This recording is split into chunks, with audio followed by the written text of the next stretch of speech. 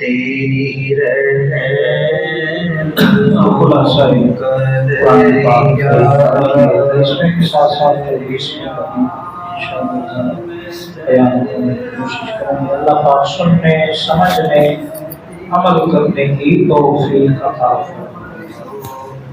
24ویں پارے میں اللہ تبارک و تعالیٰ نے 23ویں پارے میں اللہ تبارک و تعالیٰ نے دعوت انبیاء یعنی تمام انبیاء کرام علیہ السلام کی جو دعوت تھی اس کا جو خلاصہ ہے، اللہ پاک نے ان کی جو دعوت ہے اس کو بیان فرمایا کہ حضرات انبیاء کرام کی دعوت کیا تھی۔ جمیع انبیاء کرام علی نبینا علیہ السلام کی جو دعوت تھی وہ کیا تھی کہ اللہ تعالیٰ کی فرما برداری کرو، توحید اور شرک سے بچو، یعنی اللہ کے علاوہ کسی اور کی عبادت نہ کرو، یعنی دین کی بنیاد ہمیشہ توحید ہی رہی ہے۔ دین کی بنیاد ہی توحید ہے۔ اگر توحید میں کسی طرح کا جھول ہے، کسی طرح کی کوئی کمزوری ہے تو انسان کا ایمان ہی معتبر نہیں ہے۔ تو توحید میں انسان مخلص ہو، خالص ہو، پکا توحیدی ہو۔ توحیدی سے مراد ایک فرقہ بھی ہے توحیدی جو سوائے قرآن کی حدیث کا انکار کرتا ہے، وہ گمراہ ہے۔ وہ کیا ہے؟ قرآن کو حضور کی حدیث کے بغیر، حضور کی سیرت کے بغیر کوئی سمجھ ہی نہیں سکتا، اور حضور کی ذات کے بغیر کوئی رب کی معرفت پا ہی نہیں سکتا۔ ہمیں تو رب کے رب ہونے کا بھی کس نے بتایا؟ بولو، اللہ کے نبی نے بتایا۔ انبیاء کرام کے واسطے کے بغیر کس نے آج تک اپنے رب کو پہچانا ہے؟ یہ کس نے بتایا کہ وہ ایک ہے؟ حضرات انبیاء کرام نے نا۔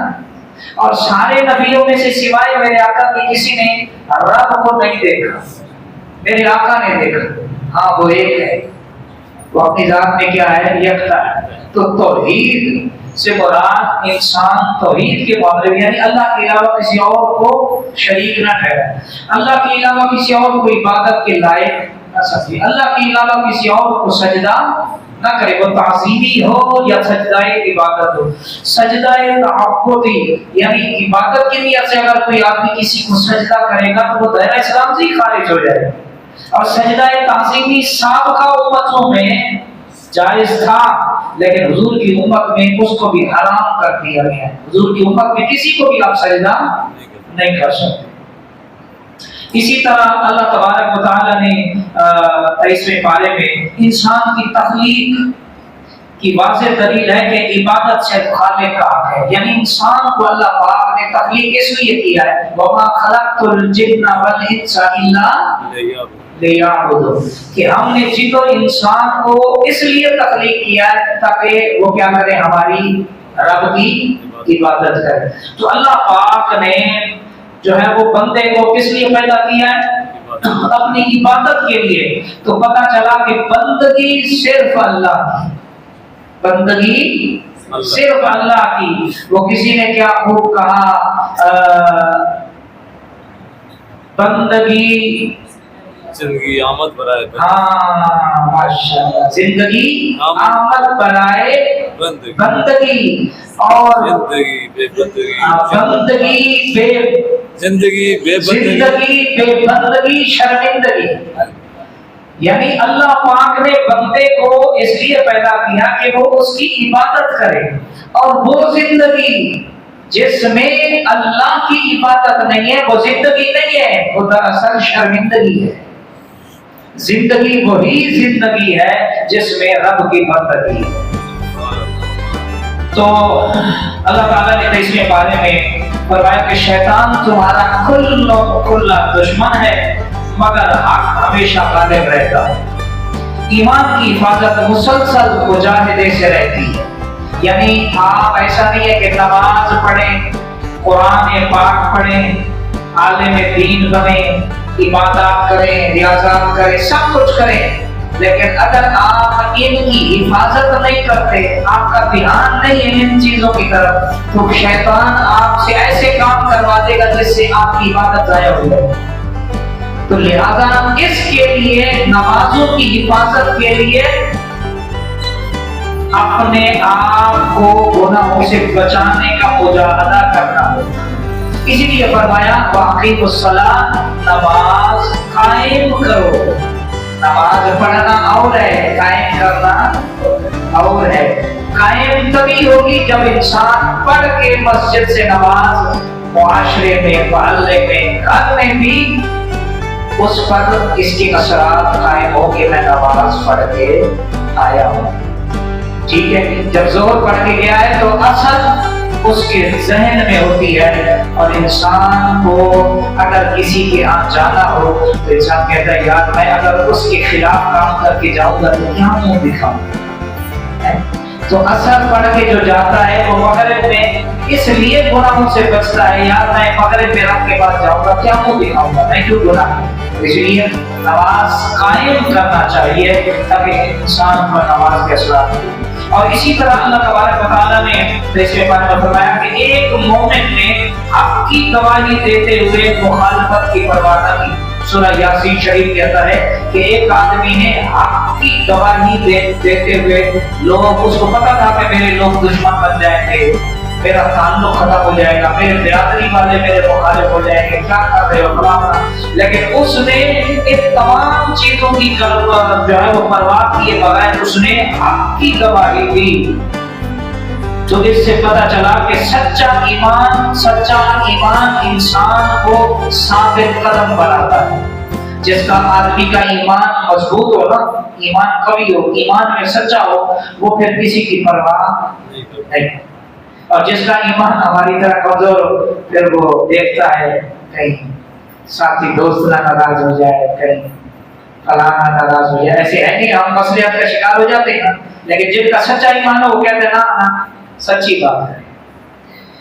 اللہ اکبر.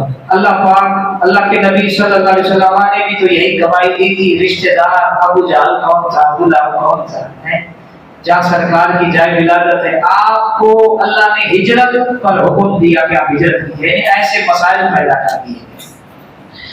تو اس لیے اللہ تعالیٰ نے اس میں بارے میں فرمایا کہ کائنات کا نظم، رات دن کا بدلنا، زمین کا زندہ ہونا اللہ کی قدرت کی دلیل ہے.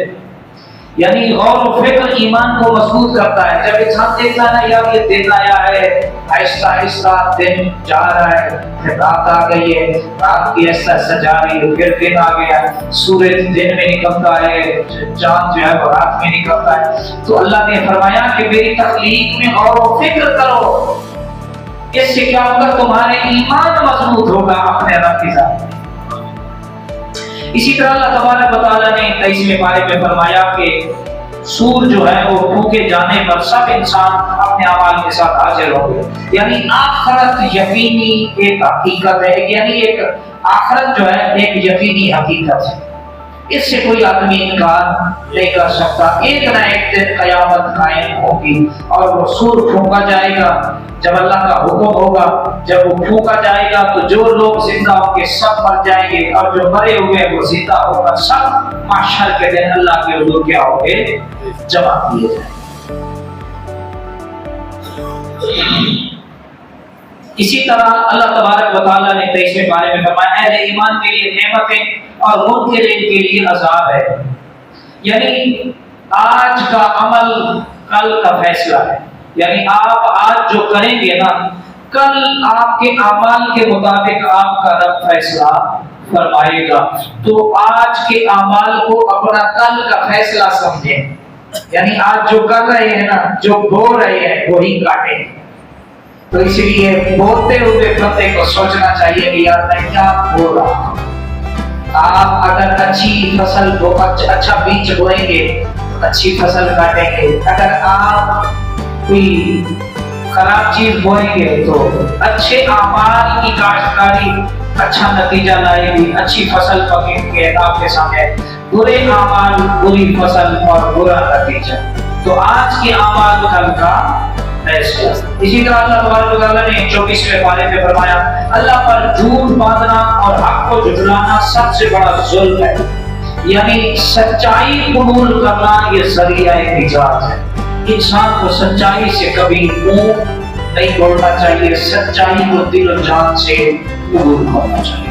اسی طرح اللہ تبارک و تعالیٰ نے ہر امت یعنی ہر امت قیامت کے دن कुल्लों के बल हाजिर होगी। आखिरत को याद रखना जिंदगी को सवार देता है। यानी कयामत जब कायम होगी ना, जब यानी मीज़ान तराजू लगेगा और अल्लाह अदल की कुर्सी पर मौजूद होगा, उस वक्त ये हाल होगा कि कोई आदमी सर उठाने की भी हिम्मत नहीं करे। इस कदर खौफ होगा कि लोग अपने घुटनों के बल गिर पड़े। तो इसलिए फरमाया आखिरत को याद करो, क्योंकि आखिरत की याद बंदे की जिंदगी सवार देती है।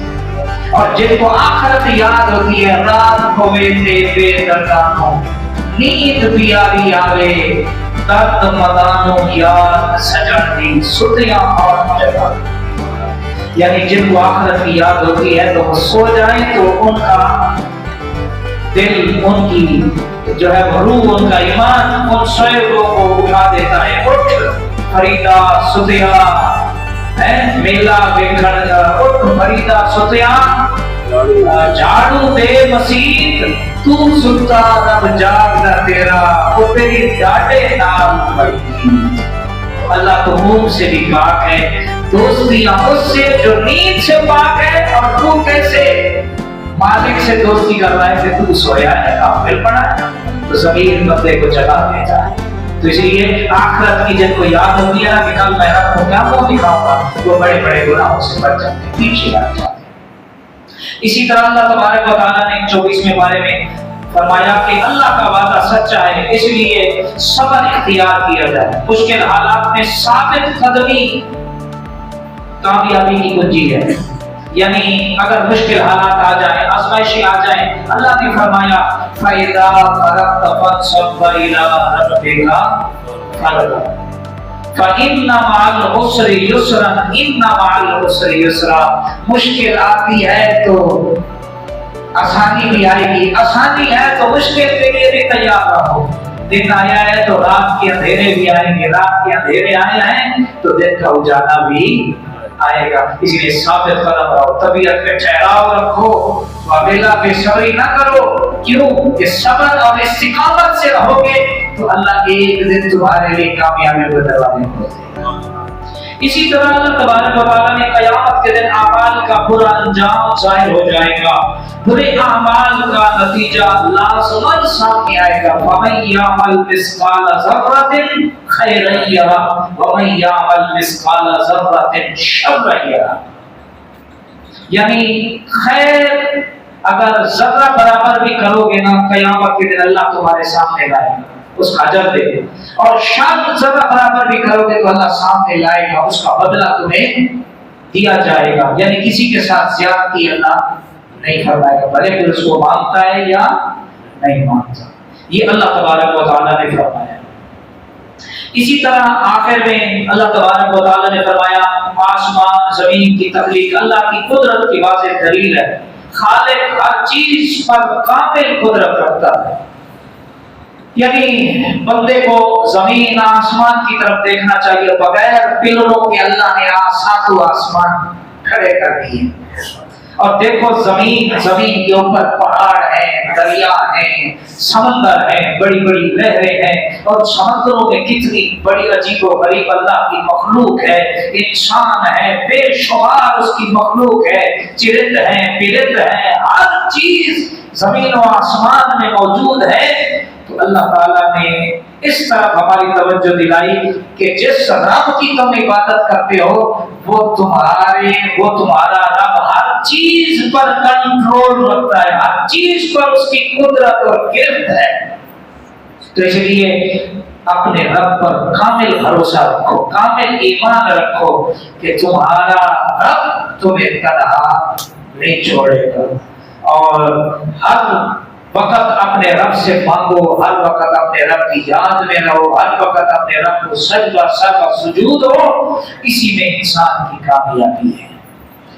अल्लाह करीम की बारगाह में दुआ है, आज जो हमने 2 सिपारों का 23 और 24 का खुलासा बयान किया, اللہ پاک اس خلاصے کے نور سے ہمارے سینے روشن فرمائے، اور اللہ پاک قرآن پاک کے امر بالمعروف نہی عن المنکر پہ عمل کی توفیق عطا فرمائے۔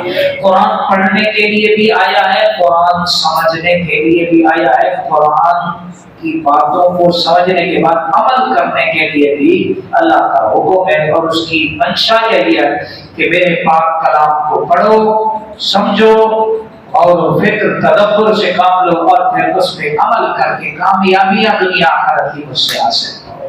اللہ پاک عمل کی توفیق عطا فرمائے۔ عمل سے زندگی بنتی ہے، جنت بھی جہنم بھی، یہ خاکی اپنی فطرت میں نہ دوری ہے نہ ناری ہے۔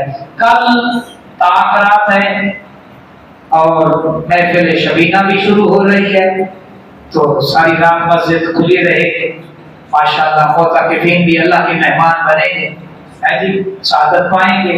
اللہ ان کا اعتکاف قبول فرمائے، جو بھی آ رہے اللہ پاک سب کو مبارک کرے، سب کا اللہ پاک اس گھر سے مغفرت و بخشش کی اللہ انہیں خوشخبری عطا فرمائے۔ تو آپ حضرات بھی کوشش فرمائیں، اللہ کے نبی کا اسوہ تو یہی تھا کہ آخری عشرے میں سرکار نہیں سوتے، عبادت کریں، خود بھی اور اپنے اہل خانہ کو بھی فرماتے تھے جاگو، تھوڑے دن رہ کے اپنے رب سے خوب مانگو۔ تو اپنے رب سے مانگیے میرے دوستو، یہ زندگی کے 10 دن گزر جائیں گے پتہ ہی نہیں چلے گا، پھر 11 مہینے ہم نے سونا لیا اور کیا بھئی 11 مہینے فجر کے بعد ہم درس نہیں دیتے، نہ ہی اثر کے بعد یہ جو ہم روزانہ لگے ہوتے تھے کرتے، نہ ہی عشاء کے بعد ہم خلاصے بیان کرتے، نماز پڑھا کے ہم بھی آپ سے پہلے بولی ہو جاتے۔ یہ رمضان شریف برکت ہے، یقین مانیے اس کا، یہ مہینہ ہی کوئی عجیب مختلف ہے تمام مہینوں سے، اس کا رنگ ہی کچھ اور ہے۔ اللہ اکبر، آپ دیکھتے ہیں سارا سال جو رنگ کے سر رہتے ہیں، اس مہینے میں ان کے سر میں بھی ٹوپی آیا، سبحان اللہ، جو سارا سال مسجد میں نمازیں پڑھنے آتے ماہ رمضان المبارک کی ایسی برکات ہے کہ ان کو بھی ہم سجدہ کرتے ہوئے دیکھتے ہیں۔ بس یہی دعا ہوتی ہے جن کو رمضان المبارک کی برکت سے اللہ نے سجدوں کی توفیق دی، اللہ کرے پورا سال یہ سجدوں کی توفیق ملتی رہے، اور ہم اسی طرح آتے رہے، یہ محفلیں چلتی رہے، سجتی رہے، اور ان محفلوں کا دور ہم آتے رہے۔ اللہ پاک کی برکات میں دعا ہے اللہ تعالیٰ جو سنا ہے سنایا غلطی ہوئی ہو معافی دے، اور جو حق سچ بیان ہوا عمل کی توفیق دے۔ افضل ذکر لا الہ الا اللہ محمد رسول اللہ، لا الہ الا اللہ محمد رسول اللہ، لا الہ الا اللہ محمد رسول اللہ، اللہ اللہ اللہ اللہ اللہ اللہ اللهم ربنا آتنا في الدنيا حسنة یا اللہ کریم ہم سب ساتھ تراویح نماز عشاء میں حاضر ہونا قبول فرما، یا اللہ کریم یہ جو قرآن پاک کی محفل ہے اس کو بھی قبولیت کا درجہ عطا، یا اللہ کریم ہمیں قرآن پاک سے جوڑ دے، قرآن پاک کا نور ہمارے ظاہر و باطن میں اتار دے، قرآن پاک کے پیغام کو سننے سمجھنے عمل کی توفیق دے دے، یا اللہ قرآن پاک کی معاشر کے دن شفاعت نصیب فرما، جب اس دنیا سے چلے جائیں تو قرآن کا نور عطا فرما، ہماری قبریں بھی قرآن کے نور سے روشن ہو جائیں، یا اللہ ہماری دنیا آخرت اچھی کر، صلی اللہ تعالیٰ علیہ وسلم۔ تیری رحمتوں کا دریا سریام چل رہا ہے، مجھے بھی مل رہی ہے آقا تیری بھیک مل رہی ہے، تیرا کام چل رہا ہے، تیری بھیک